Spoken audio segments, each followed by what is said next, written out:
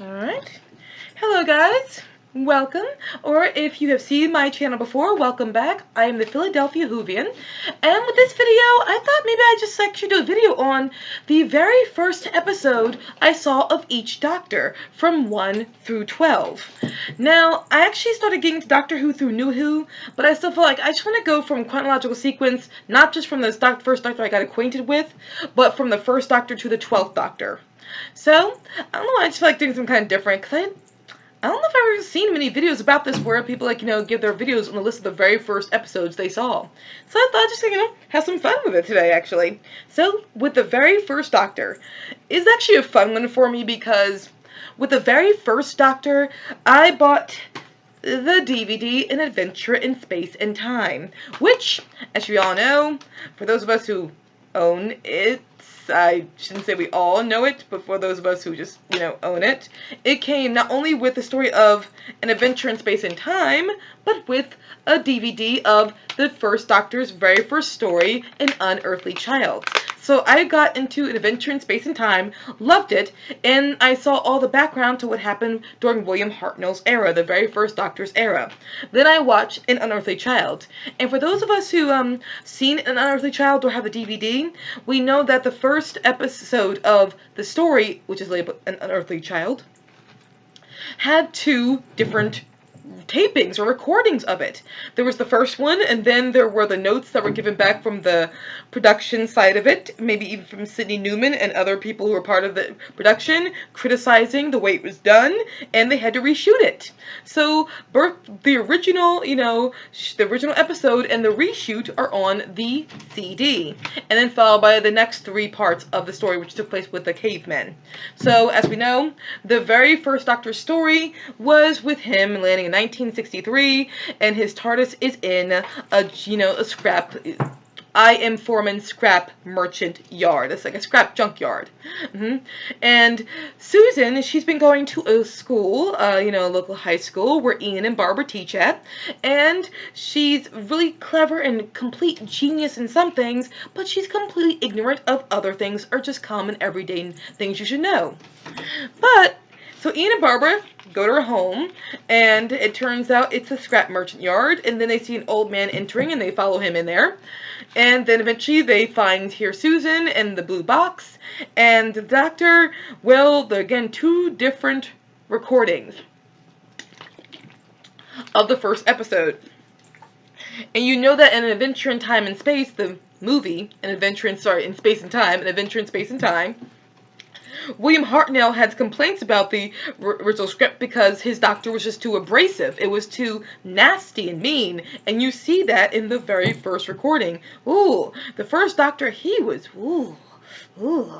Then you see the recording where a lot of his lines pretty much are still the same, but he's allowed to have another go at it. And so he finds an eccentric way of being. So he's still saying things which they're kind of the exact same things he said before, but with a lighter tone to them. He still has an abrasive side to him, but he's overall like a kind of kooky, amusing character. And so Ian and Barbara force their way into the TARDIS, and they see Susan, and they see how the TARDIS is bigger on the inside. A lot bigger on the inside. And the Doctor does not want to let them go because afraid they'll tell someone, so he tricks them and he doesn't let them go, but rather he pulls the lever and he sends them going off back to the cavemen like Stone Age time. And in that time, they're amongst people that, like the cavemen, it's like everybody's out for themselves. I mean, they have no allies throughout this entire thing. And they have to help make fire so they can get out of there.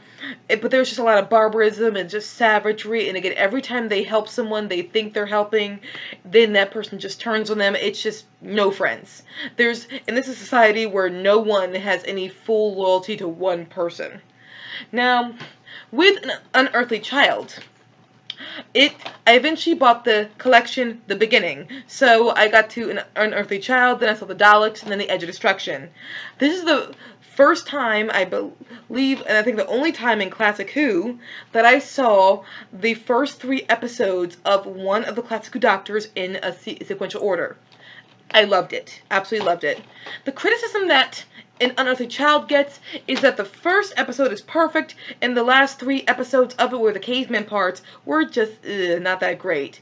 For me, I don't really mind the caveman parts, episodes. I still overall kind of enjoy them.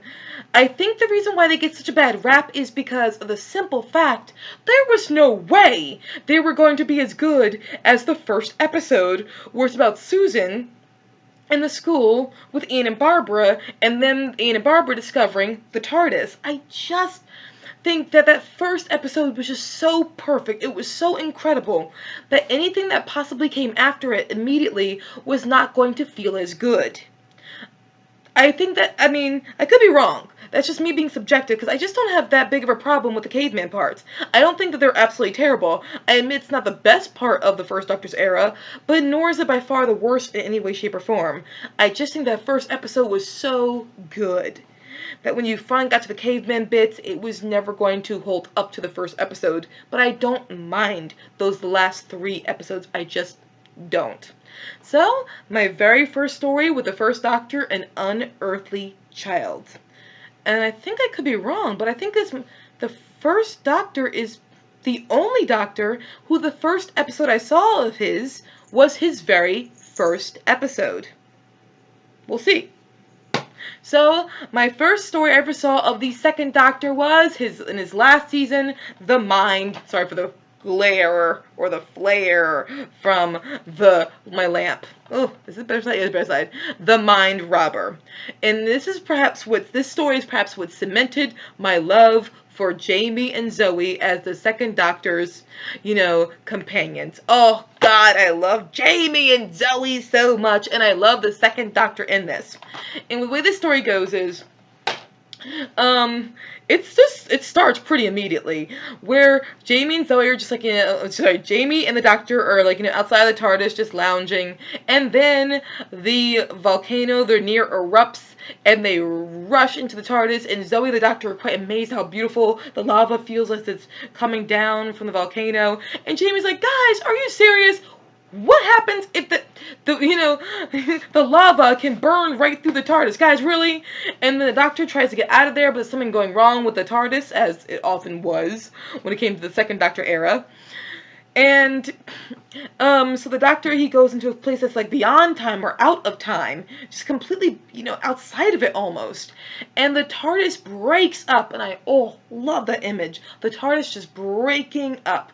That's the reason why I like the book, The Time Splicer, The Morning Star, the book that I reviewed a while ago. Because with it begins with the 10th Doctor and Martha in a TARDIS that just, boom, explodes around them, and all they've got is a console unit. I love that image, and it was in The Mind Robber too. And they land in this place where all of, all this fiction has come to life. And I absolutely love that. Where, they meet Gulliver from Gulliver's Travels as he's walking around. Then you've got these toy soldiers walking around. Then you meet Rapunzel. Then you meet the carcass, which is from some comic strip on Zoe's planet, or Zoe's home, wherever she's from. And it's just a lot of, this one bit I just absolutely love. When Jamie, something happens and the Doctor turns around, and Jamie, his face, he's like cardboard, and his face is like cut up in pieces and distributed on a wall amongst all these other, bits of the facial features. And the Doctor has to connect the proper facial features to Jamie and the cardboard to make Jamie, come alive again. But he gets it wrong the first time. And, Jamie looks completely different. And I was told, but the research I did was the actor who played Jamie, he wanted a week off from filming just to get a little bit of a break. And so they were able to do that by having the Doctor get the face wrong, so that another actor had to come in and play Jamie, because just with a different face, so Jamie could have a couple of days off just to relax. I want to say the actor who plays Jamie's last name is Hines, but I could be so wrong in that way. Sorry about that. I know Zoe is Wendy Bradbury. I can't remember why. Oh, Fraser Hines, I think, is Jamie's name. Sorry if I'm wrong, but I think it's Fraser Hines is the actor who plays Jamie. And it's just a very kid-like story. And this is a story that gets onto a lot of people's, one of their favorite stories, not only the second Doctor, but also from just Doctor Who, Classic Who in general. And then there are others who are not crazy about the story. They don't think it's terrible, but they just don't think it's that great either. As someone who overall thoroughly enjoys this story, I see what they're talking about. Like, it's a story that I enjoyed watching sometimes, but it's not my go-to story. Like, there are many other stories, not only from Classic Who, but from the second Doctor era I'd watched before I watched The Mind Robber. But I still overall enjoy the idea of The Mind Robber very much. Also, the thing about The Mind Robber is, it was my first black and white story. Yes, like when it comes to the Doctor Who when it's still in black and white television, The Mind Robber was my first one. It took me a while to get into the pacing of The Mind Robber, or the pacing of the black and white era of Doctor Who. But once I got into it, I was able to really get into it. So, yeah, that was my time. My very first story of the second Doctor era was The Mind Robber. Now, my very first episode of the third Doctor era was, by the way, if y'all saw my top 10 third Doctor stories, you know this, but sorry to be redundant for you guys who did see it, but my very first third Doctor story, The Sea Devils. Bam! Okay, I know quite a few people do not like the Sea Devils because it's just a rehashing of the Silurians. I understand that, but guys, you have to understand, when you have never really seen Classic Who at all before, and then you put this in, it blows your freaking mind.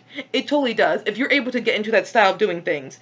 And I was introduced to Jo Grant when I saw this story, and oh my god, I loved Jo Grant immediately.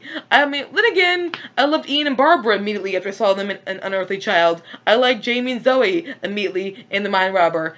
And I loved Jo Grant. And I loved her connection with the third Doctor. I can see why after she, Jo Grant, played by actress Katie Manning, after she left the show, I see why it was said that that might be a contributing factor to why Jon Pertwee finally stepped down a year later after she left, because she was his longest running companion. They were together for 3 seasons, so I can see why that was a contributing factor to why he left, that Katie Manning left. I understand why. But the plot of The Sea Devils is that there are people who are building, there are people who are coming to this underwater base, to work on it, and then they keep getting killed off, and then there are ships that are being destroyed because an underwater base, a colony of the Sea Devils, has been interrupted by mankind, and what it's doing, what its navy is doing. It's the idea of nature being disrupted, yes. Pretty much like Beowulf and Grendel. You know how in the story Beowulf, it's because the Great Hall Metacell was built and it woke up Grendel. Well, it's because of this happening that Grendel was woken up. So, and then the beast rose up and was angry and started to kill. I think it's like that. It's very similar to that with the Sea Devils, where it's like you began to do all these things, underwater, and then eventually annoy the Sea Devils, etc. and so forth, and they came up and they started fighting. I could be wrong, but I think that was the plotline. I haven't watched this story in a while, but I think that was it. And of course, the Master is now in prison after his crimes from the previous season, and the Doctor goes and sees him, but it turns out the Master is in league with the head warden of this prison that's in the middle of the water, and he tricks the guy into thinking he's helping his country, when in reality, the Master was really getting a machine together to summon and to attempt to control the Sea Devils. Everything falls apart, though. The Master gets betrayed by the Sea Devils. The Doctor tries to help the Sea Devils, but it doesn't work out either. There's some on land, invasions of the Sea Devils that does not work out. It's a 6-parter story that for me was so epic. You gotta understand. I mean, for those who do not like this story, if you are not you did not know Classic Who, and then you saw this, and you're one of those people who you enjoy the idea of, crappy looking monsters, because the Sea Devils do not look good here. The Silurians looked amazing, not the Sea Devils here. They're not bad, but they're really cheaply done, to my opinion. They're not as good as the Silurians from the story of the Silurians. They look kind of cheap. But I love this. I love that sort of stuff. And I love, doing this story really works well with what it's given to me personally, but I understand why those are like, it's just a copy of the Silurians, and why would I like that? Totally understandable, but it's my first story of the third Doctor era, and it blew me away because it's something I was not used to. Now for the first story I ever saw of the Fourth Doctor. This story gets highly recommended. This is a story that gets on so many people's, top 10 Classic Who list or top 10 Fourth Doctor list. It is The Ark in Space. It was the very first Fourth Doctor story I saw. Oh god, this is so polarizing. This is gonna really annoy you guys. I'm sorry, but I can only tell the truth to you. The Ark in Space is a decent story that I enjoy, but it not only does not even make my top 10 Classic Who list, it does not even make my top 10 Fourth Doctor lists. It's not bad. It is not bad. It's just ironically, it just doesn't. It's not my favorite when it comes to the top 10 of the Fourth Doctor era. And the way the story goes is the Fourth Doctor, he was with Sarah Jane Smith and Harry Sullivan, and I think Harry Sullivan accidentally pulled the wrong lever or something while they were traveling in space. And they landed on an ark that was carrying the last of the human race because the Earth was going to be destroyed by solar flares. But while they were all sleeping, there was an invasion of sorts. The worm came on board and began to invade and infect a couple of people. And see this large ant-like or some type of insect large thing walking around. You could tell it's held up on a stick. It's obvious it is. But this is the invasion, and they literally, if they touch you, you will turn into them. And that's just only a matter of time. And again, I enjoy this story tremendously, but it just for some reason is not my all-time fave like it is to so many people. I see what they enjoy about it. I do. But it's just something, it's just, not my all-time fave. And I liked Harry Sullivan in this. I liked Sarah Jane Smith, especially with the scene with the Fourth Doctor.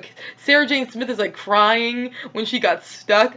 And he's like, silly girl. Yeah, you pretend like you're tough, but you guys are really not. And then she gets through, and he was just tricking her. He was provoking her so she would get through. I admit, I didn't like her as much in this story. I didn't like Sarah Jane Smith as much in this story as I liked her in previous stories. I think also that's what holds it down for me. Sarah Jane Smith almost all throughout the Third Doctor's last season was this really tough, without being stereotypical, really fun character, and she was very independent. She was awesome. And then up until this story, something happened where she just became kind of shrieking, "What's happening? Why am I wearing this?" She was like that quite often, and it's not bad or anything. I just wasn't as in love with her as I was in other stories before and after this one.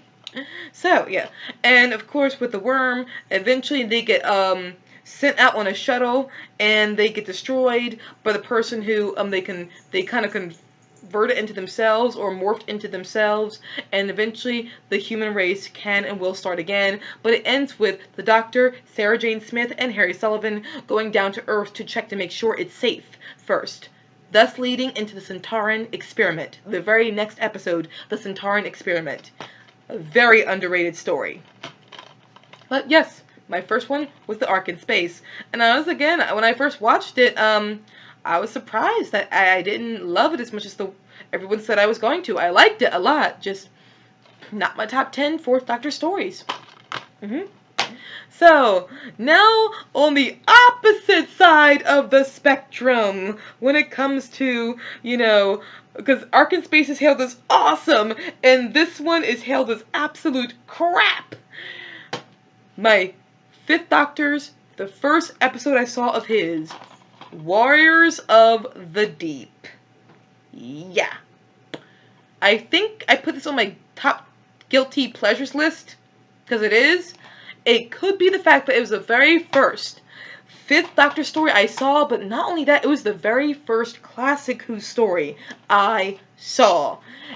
And I was just so blown away by the different type of style that Classic Who, because I like, that type of filming. I'm okay with the Doctor Who Classic Who being a little bit slower than, New Who in pacing. I can take it for some reason. It was such a different thing for me that it was so bizarre that I got into it immediately, and I guess it had that nostalgic classical feel to it very immediately.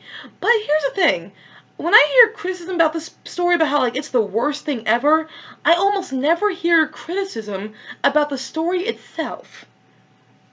And the story itself is this. It's an underwater base, and it can easily, like, it's being infiltrated by, oh, sorry, my camera moved, but my cat, she got on top of the, what are you doing? Sorry, it's my cat. Sorry. Oh, no. Oh, honey, are you okay? I'm sorry. Okay, I'm sorry. I'm so sorry. Okay. Sorry.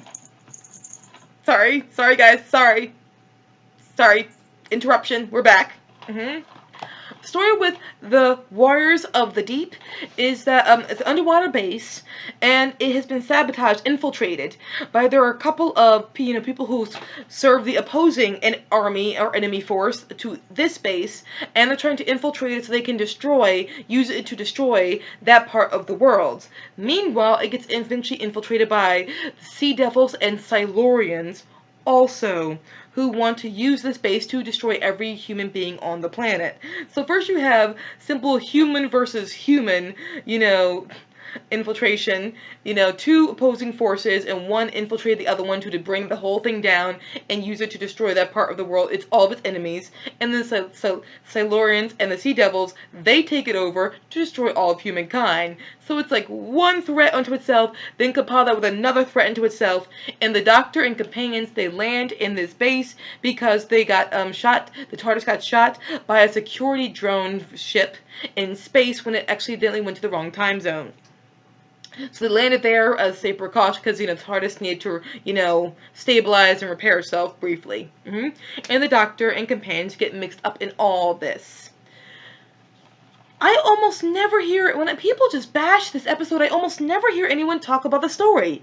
The reason why they bash it is because of the bad special effects. And I agree, they're not good. The Merca is pretty terrible. Especially after seeing that one large dinosaur they had in the Silurians. It's like, why couldn't you just bring that monster back out and just have it be the Merca? The one that the Silurians kept chained up. That was a very good model. Why not just use that? I don't get it. Weird. Just bring that one back.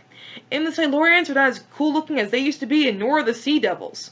But I knew early on I was not going to get into Doctor Who for its special effects. I wasn't. Especially Classic Who. So, while people hate this story, I don't hate this story. I admit it's not the best of the season by far. But it's not terrible to me because the story itself is not bad. It's just simply that the effects are absolutely atrocious. But it's Classic Who. They're not always going to be on par. I know that. So, now that I've gotten to the opposite sides, so one spectrum, Arc of Space was said to be awesome, and I didn't like it as much as many people loved it. I still like it. Then you had the Warriors of the Deep, where everyone hates it, and I did not hate it as much as other people hate it. But here comes the episode that I'm pretty much in agreement with on almost everyone. My very first story of the Sixth Doctor, Vengeance on Varos. I think the average Whovian who sees this story loves Vengeance on Varos, and I am so happy it was the first story I saw of him, because Vengeance on Varos is absolutely awesome. The story goes is on Varos, it's a prison planet practically much, where people torture their prisoners, and they videotape it so they can distribute it to the masses. It's a way of people getting entertainment off of watching other people get tortured and killed. Basically, people are like watching snuff films. That's what it is. These are snuff films. And people love watching these snuff films for entertainment. This is bold stuff here. Very bold stuff. And it's also, it's not so different than, like, people going to the Colosseum in ancient Rome and watching, the gladiators kill each other. It's just some of that gore thing that we humans just love gore. We love snuff stuff for some reason. Then again, I love myself a good action movie where there's fighting and battles and sword fights and people getting shot, so who am I to say them that much different? Then again, it's because I know all that stuff is absolutely fake. So I'm better than that. I would never watch a snuff film. Ever. Why would I do that? Why would I watch a snuff film? Why would I watch a snuff film? Ugh. Sorry. But vengeance on Veros. And the Doctor and Perry get caught up in it all, and they try and help, the heroes escape. And then you've got one of the most iconic villains of the Sixth Doctor era, Syl. Syl, this lizard creature that walks around with a tank that needs to be moisturized. So good. Oh, so very good. I'm in agreement, guys. This is excellent. So, my very first Seventh Doctor story. Oh my god, I started the Seventh Doctor era with a bang, because my first one was Remembrance of the Daleks.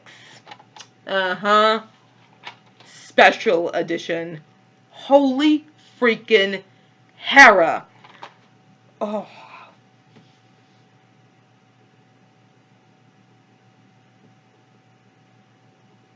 Guys, this story is freaking excellent. Like, I mean, this makes every Dalek story... Okay, I know people love the Dalek stories in the Russell T Davies era. This makes those stories look like pure crap. I censored myself that time. Crap. This story, okay, the Doctor, it turns out it goes all the way back to the first Doctor story in 1969. It turns out in 1969, the Doctor stored the Hand of Omega in London. Yeah, so it goes back to the first Doctor story and it introduced why he was there. I think, unless I'm completely wrong, I think that's what it was doing. And then the Daleks show up to get the Hand of Omega. But it's two factions of Daleks, and they're warring with each other at the same time. So two Daleks versus each other. Oh, so epic. And one word, Ace. I was introduced to Ace, a person who's become my second favorite companion in Doctor Who history. Freaking love Ace. Love Seventh Doctor and Ace. This story just was so epic. It was so awesome. It was just so perfect. I don't need to say any more about it. It's perfect Dalek story for me, personally. It's okay if you disagree with me. You don't like Remembrance of the Daleks, but I do. It's awesome. Yes. So, when it comes to the Eighth Doctor, no, I did not see the movie first. I saw... you see the Day of the Doctor up here, but that's because I saw the special, the short, The Night of the Doctor, which appears on this DVD in the special features. That's the first time I saw the Eighth Doctor in The Night of the Doctor. Woo! It was perfect. I don't gotta say any more about it. I thought it was perfect. It was so perfect. End of story there. Now for the Ninth Doctor. Okay, the Ninth Doctor was the first Doctor in New Who I saw all the episodes of in chronological sequence. So, I don't have the DVD of the series 1 of New Who, but the first episode I saw was Rose. Okay, my thoughts on Rose. This episode is hailed as just so awesome and so incredible. When I first watched it, I'm not gonna lie, okay, there were some things about it I found that were very creative and very interesting and very good. I love the Utans immediately, and then as themed, I thought that was all really cool too. But I was not in love with it at all, the way many people were in love with it when they first saw it. And I became even less enchanted with it when I saw the Third Doctor's first story, Spearhead from Space, and I saw just how much Rose was clearly based on and taken from Spearhead from Space. So I found out that all the aspects about it that I liked, all the aspects about the episode Rose I loved, were taken from another episode that came out before it that I thought was better than Rose. So that just makes it not that great. It's a good opener for a new series and for a show to come back. Very great, but all the good things I liked about it that I really enjoyed came from another episode, and the stuff that was added to it that was new and different were things I just did not like. For and it had to do with the ending mostly. And I know it's like, oh, how do you chain it down to one moment? But just to see the doctor, okay, the doctor is talking to the Nestine, and it knocks him out really quickly, just by slapping him on the, like, it's just like hitting him with its, with its tentacle. And I'm like, why is the doctor knocked out so easily? And I just remember sitting there like, I get it.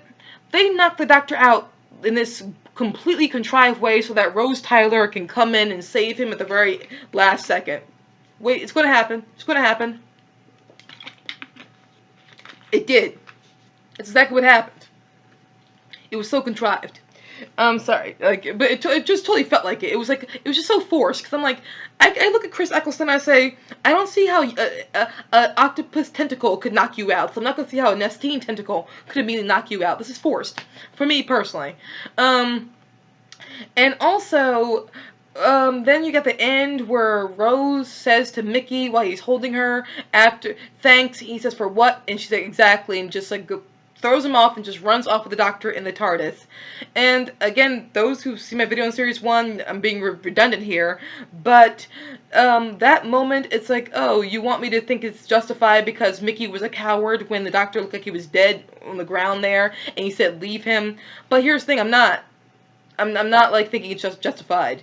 Mickey did the wrong thing, but Mickey was in a situation he's not used to being in, so he just did not react correctly. He's young. We young people at that age, when we're that age, and we're that young, we're flawed. We're all flawed. And Rose Tyler was flawed in the same way later on in the series. But also, it got even worse. That last moment got even worse for me because it happens again at the end of Parting of the Ways, where the doctor encourages abandonment. Like, at the end of Rose, the doctor asks Rose to come with him, and then she abandons Mickey, and the doctor just was like, oh yeah, there you go, abandon him. Like, that's not a good message, especially since Doctor Who was once a show for kids. The idea of, you abandoning your friend or your significant other because they made one mistake, that's not really a good message to send to not only anybody, but especially children, because there's enough bullying on the playground enough as it is. You're teaching kids to abandon other kids when they make one mistake or they're cowards for a moment. Not the best plan. People think I'm taking that too deep, but I can't help it. Doctor Who was once a kid's show. It was. But at the end of Parting of the Ways, the Ninth Doctor abandons Captain Jack in the spaceship after he woke up after he was killed. And I'm thinking to myself, while people are so amazed by that scene where he just says to Rose, you're fantastic, absolutely fantastic, you know what, so was I don't care, and I don't think you're fantastic, because I'm like, wait a minute, you abandoned Captain Jack, who was technically a companion of yours, on a ship. And we find out in Series 3, you knew he was alive. You abandoned your companion on a ship that was going to probably explode.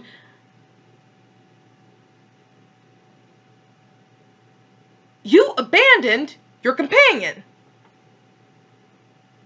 I know he is a vortex manipulator, but if his vortex manipulator, what if it wasn't working? What if it was faulty, which it eventually became?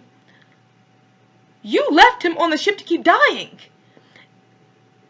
So then it makes me go back to Rose, and I'm like, the doctor has not improved. He's still abandoned certain people.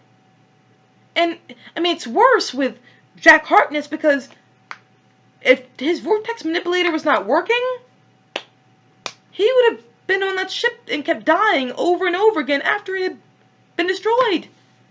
The doctor would have indirectly committed murder on one of his kind of companions. I'm not making that up. That's what happened. And if his excuse was, well, I was prejudiced, you're telling me that I'm supposed to be okay with that? I'm okay with you letting your companion stay behind to die on a possible ship?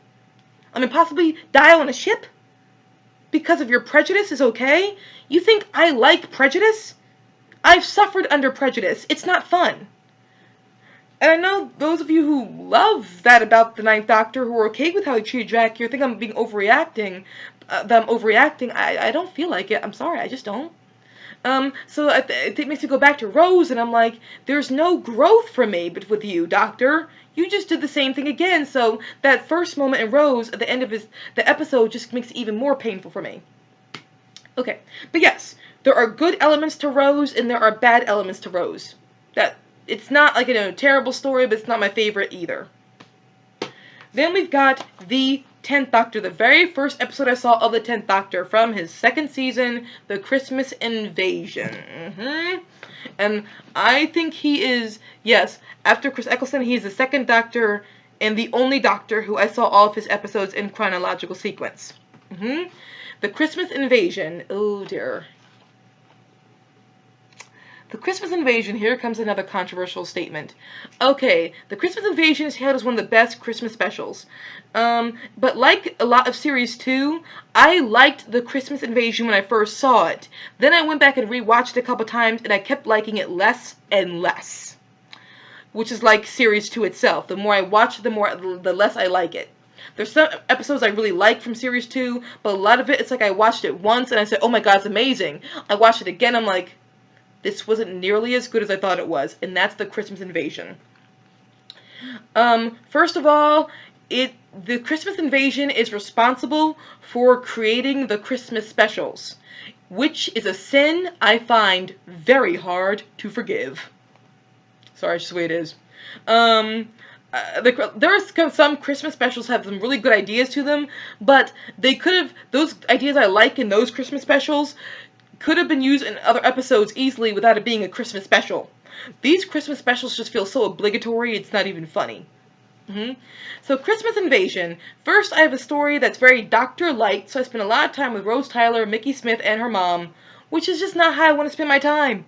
It's not. The Rose is crying about how the Doctor left her. He didn't leave her. He's changed, and he did it to protect you. I know you're in an emotional state, but I'm not going to feel such a sympathy towards you because he gave his life to save you and he's just different now. I know you need time to adjust, I understand it, but I'm not going to be that, sentimental about it. That's all it is. And then we come the ending. Oh dear God, this atrocious ending. Okay, here comes the ending that no one notices. Okay, the Doctor spent all of his time practically, comatose, just not waking up. How did he wake up?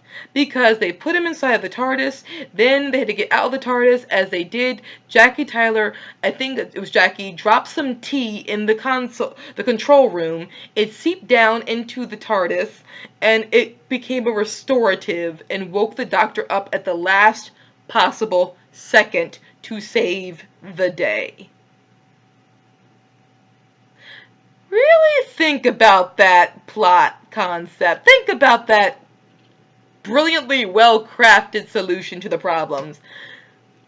A character accidentally dropped tea in the TARDIS, and the tea magically woke the Doctor up. We're not even given a reason or an explanation how it woke him up. No scientific reasoning. Nothing. It just does. And he says it really quickly. Oh yeah, tea was all I needed. It's like when he comes out of the TARDIS. Then he fights, the Sycorax, and then he's victorious after losing his hand. Yeah, I know. And, that's fine, whatever. And then we get Harriet Jones at the end through Torchwood. She blows up the Sycorax ship after they were leaving. And the Doctor becomes, politically, I can't think of the word for it, psychotic, cold-hearted, bloodthirsty, I don't know. But the Doctor brings down her entire career, Harriet Jones's entire career, with the words, "Do you think she looks tired?" Or I think she's something like that. So the Doctor, okay, Harriet Jones just saw the Sycorax lead all of, her country, maybe people around the world too, to the cliffs, not the cliffs, to the ledges of these buildings to jump. She sees all this happening around her. It kills, one of the scientists who was with, her friend and her employee. And then it was going to kill her, your companion, possibly too.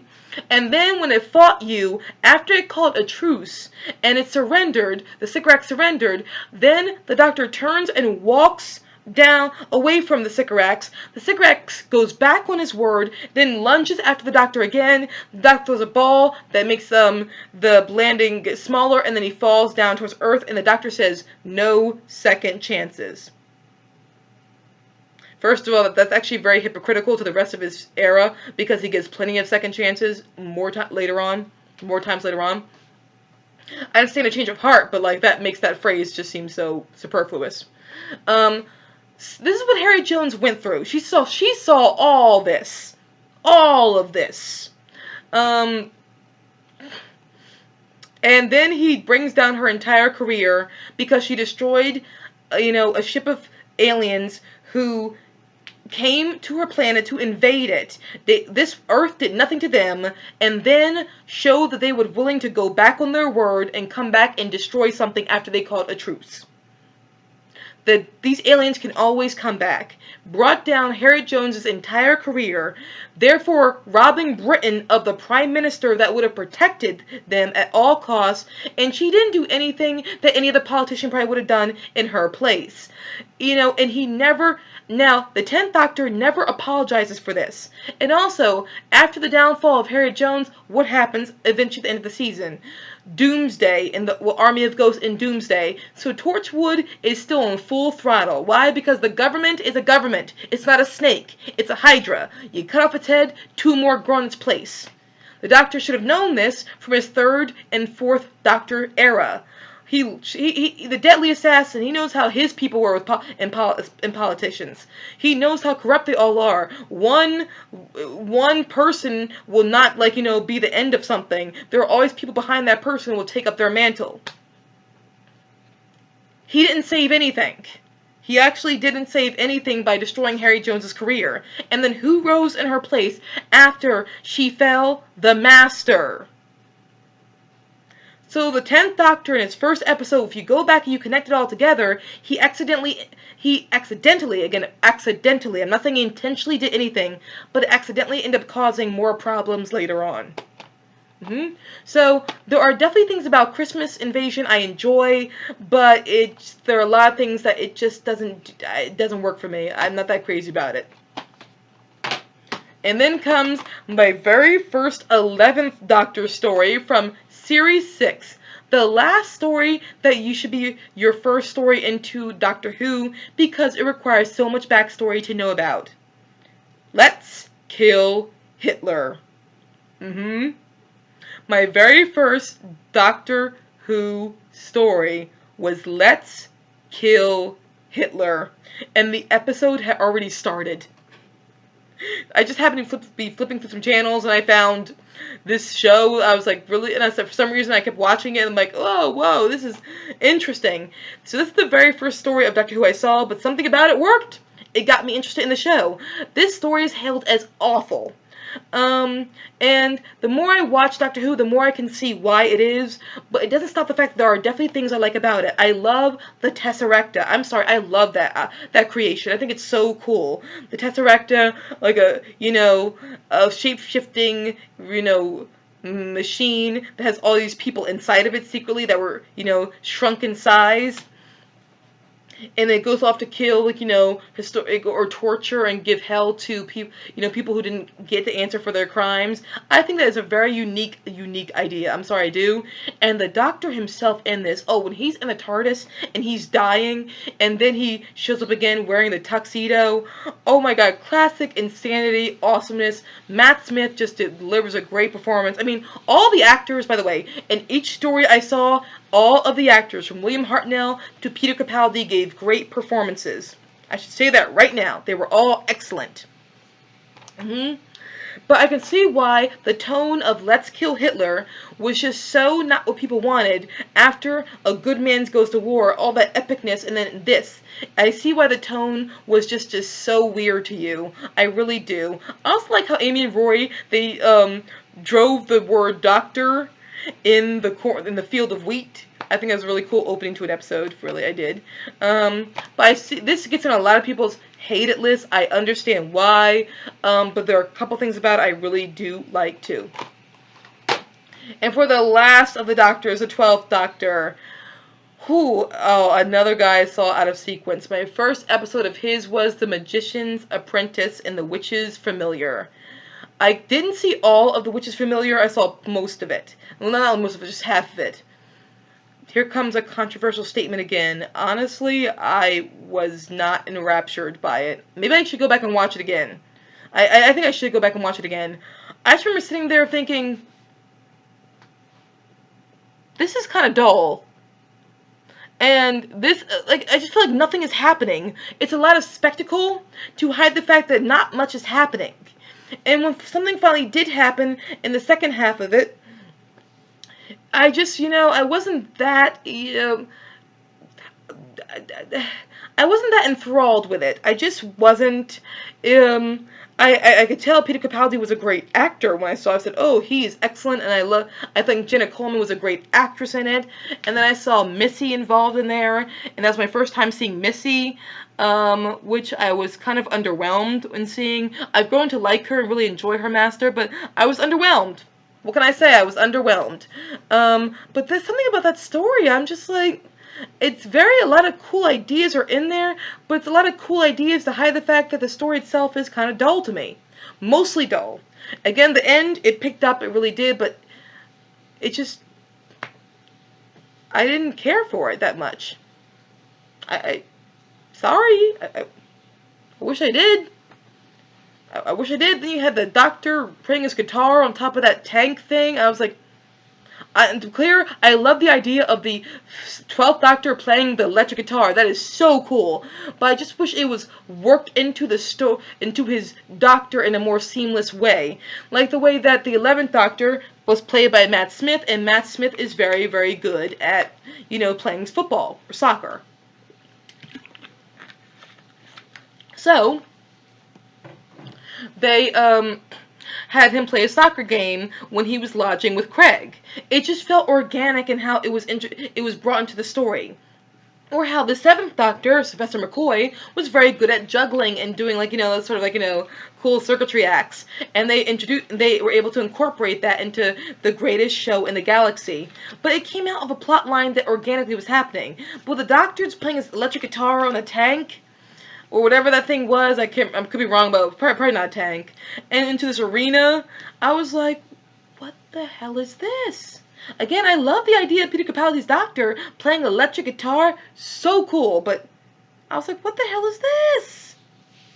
What the hell is this?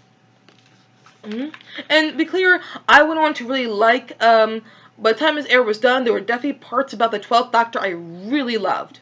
I did. But that thing didn't sell for me. I know another controversial argument with New Who. My opinions are very controversial. They really are. Okay? And so, eventually we'll get another episode for me to see of introduced to the 13th Doctor, but that day has not happened yet. So until then, this is my list of the first stories I saw of each Doctor.